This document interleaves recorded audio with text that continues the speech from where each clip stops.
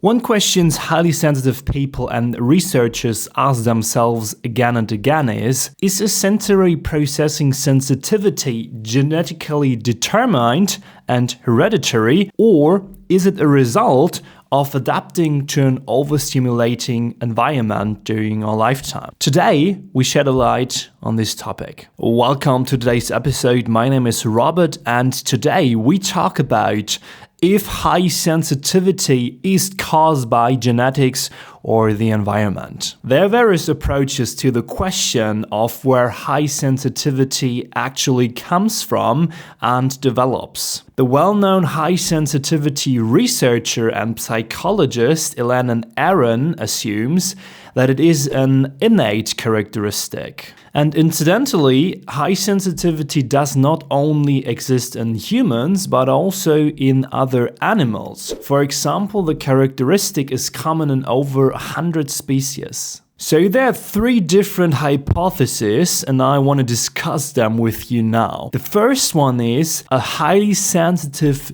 gene. If high sensitivity is genetically predetermined, is there a highly sensitive gene? Our genes are a blueprint for our appearance and behavior. We should therefore be able to find a specific DNA strand that is assigned to high sensitivity. However, biological research has not yet found one. Moreover, high sensitivity manifests itself in many facets. Some HSPs react sensitively to light, while others do not react at all. If there is a highly sensitive gene, shouldn't be the predisposition identical in all HSPs? The second hypothesis is fewer filters. According to this hypothesis, all people take in the same amount of stimuli, but HSPs filter stimuli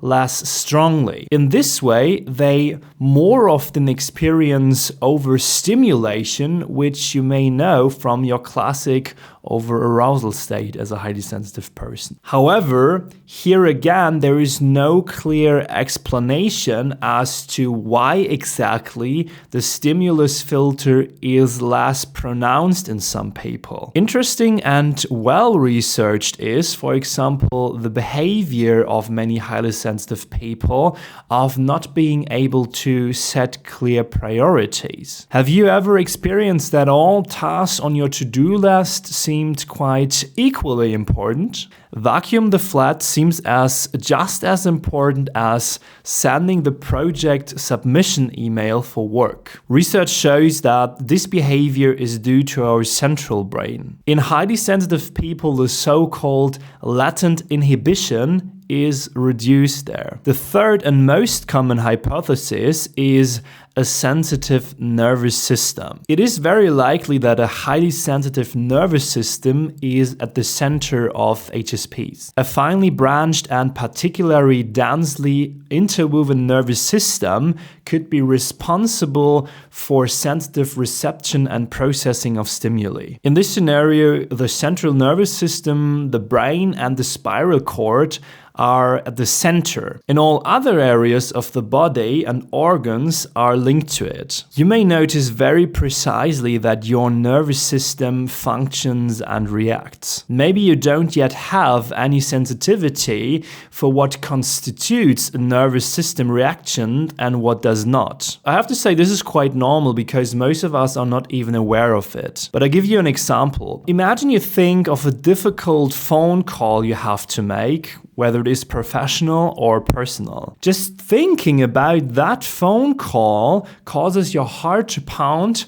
your stomach to ache, and your hands to sweat. And that is precisely a reaction of your central nervous system caused by these thoughts, which then cause an emotional reaction. Or another example, you may walk through the city and notice how the noises of the cars, of the people around you slowly causes you to become tired and irritable. This is also a reaction of the central nervous system to the constant processing of stimuli. Elaine and Aaron, again, is also of the opinion that a different constitution of the nervous system is responsible for the special sensitivity to stimuli of HSP. However, we should also consider that humans come into the world incomplete. Thus, the nervous system also needs 20 years to fully mature. However, in the first 20 years of our lives, we already take in a huge amount of stimuli because childhood and adolescence are characterized by excitement and a roller coaster of emotions. So there is plenty of time to shape and develop the receptive nervous system of adults. To sum that up, at this point, there is no clear explanation of where high sensitivity actually comes from. I would argue that it's perhaps a mixture of different origins. Perhaps there is a predisposition that leads to low stimulus filters and thus favors a sensitive nervous system. Whatever the origin might be, if you're highly sensitive, see it as a gift and a superpower. And now I'm curious, what do you think? Have you done some research on that? What do you think? Where does high sensitivity actually comes from? Feel free to leave me a comment or answer that question below that episode. Also, make sure to subscribe to the podcast on iTunes, Spotify, YouTube, wherever you listen. Check out the book list in the description, and I see and speak to you in the next episode.